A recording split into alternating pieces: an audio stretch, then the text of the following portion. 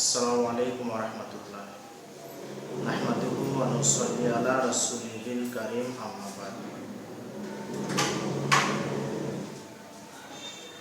আজকে যে বিষয়টি নিয়ে আলোচনা করব সেই বিষয়টি হচ্ছে, নাচল থেকে সাইদুর রহমান একবার প্রশ্ন করেছে যে আমাদের জন্য মৃত প্রাণী খাওয়া হারাম, অর্থাৎ মৃত প্রাণীর গোশত খাওয়া হারাম।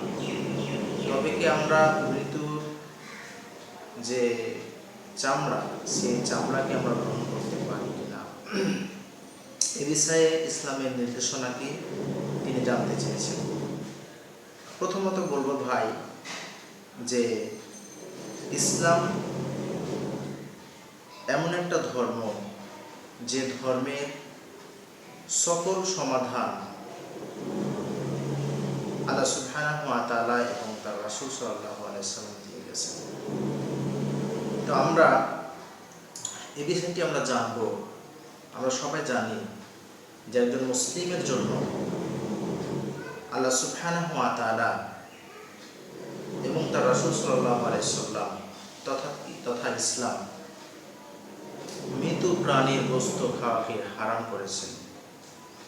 কিন্তু যে প্রাণীটা মৃত্যুবরণ করবে, মারা যাবে, সেই প্রাণীর যে চামড়া, এই চামড়াটা আমরা গ্রহণ করতে পারি কিনা, বা গ্রহণের মাধ্যমে যে টাকা উপার্জন হবে, সেই লাভটা দিয়ে আমরা খাদ্য ক্রয় করে খেতে পারবো কিনা।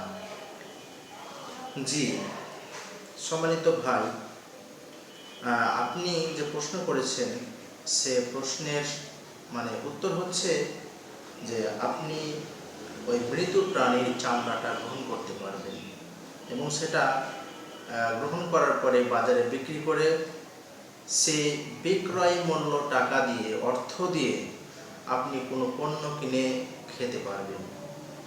এ ব্যাপারে রাসূল সাল্লাল্লাহু আলাইহি সাল্লামের স্পষ্ট নির্দেশনা রয়েছে। সহিহ আবু দাউদ হাদিস নম্বর হচ্ছে 4126 নম্বর হাদিস। নাসাই শরীফের হাদিস নম্বর হচ্ছে 4235 নম্বর হাদিস। এখানে আপনার মাইমুনা রাদিয়াল্লাহু তাআলা আনহা তিনি বর্ণনা করছেন যে মাররা রাসূলুল্লাহ সাল্লাল্লাহু আলাইহি সাল্লাম বিসাতিন, আল্লাহ নবী সাল্লাল্লাহু আলাইহি সাল্লাম কোনো একদিন একটা ছাগলের পাশ দিয়ে অতিক্রম করছিলেন, আর সেটা ছিল মৃত প্রাণী।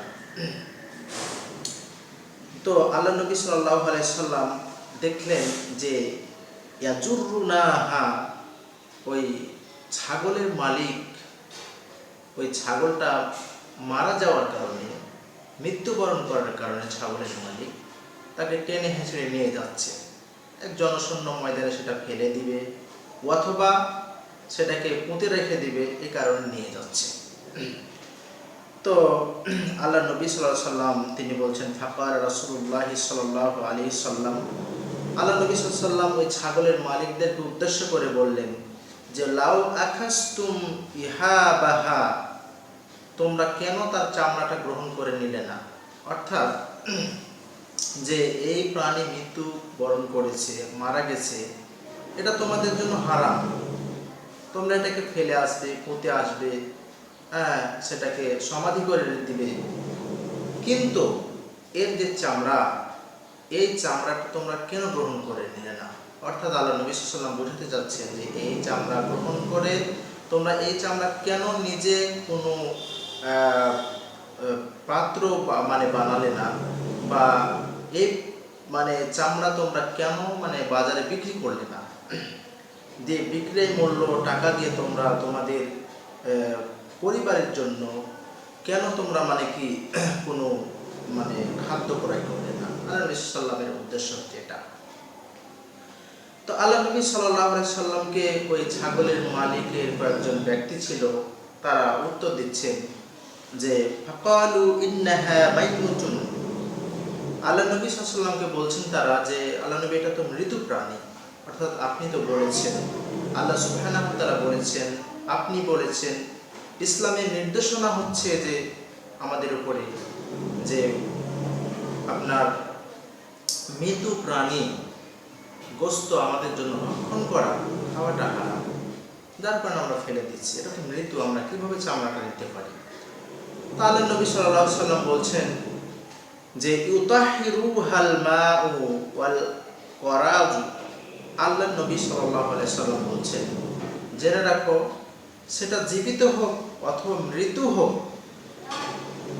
জীবিত হোক অথবা মৃত্যু হোক, তার চামড়াটা পবিত্র হয়ে যাবে, পুত পবিত্র হয়ে যাবে, এটা পানির দ্বারা এবং মেডিসিনের দ্বারা। সেই সময়তে এখানে করাজ শব্দের অর্থ হচ্ছে বাবুল পাতা, বাবুল গাছের পাতা, অর্থাৎ বাবুল গাছের পাতা এবং পানি দ্বারা এটা পবিত্র হয়ে যাবে। এটা যদিও মৃত্যু হয়, তোমাদের জন্য গোস্ত খাওয়া নিষেধ, মৃত প্রাণীর গোস্ত খাওয়া নিষেধ, কিন্তু চামড়াটা তুমি ধরে নিজের জন্য ব্যবহার করতে পারবে, বা এটা বিক্রয় করে তুমি কোনো পণ্য কিনে এনে খেতে পারবে। আল্লাহ নবী সাল্লাল্লাহু আলাইহি সাল্লাম বলেন। তো ওই সময়তে এটা বাবুল পাতাকে বোঝানো হয়েছে।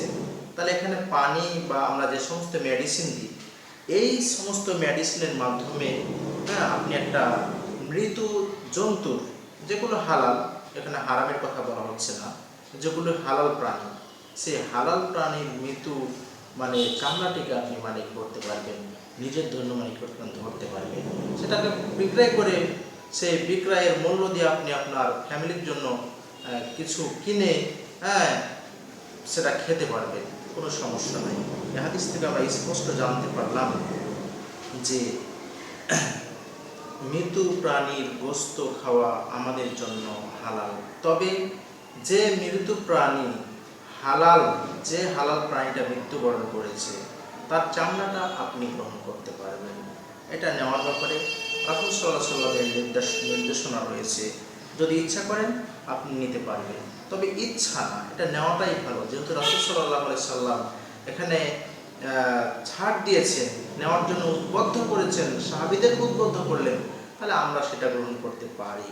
তবে শর্ত হলো যে সেটা পবিত্র, অর্থাৎ মানে কি হালাল প্রাণী হতে হবে।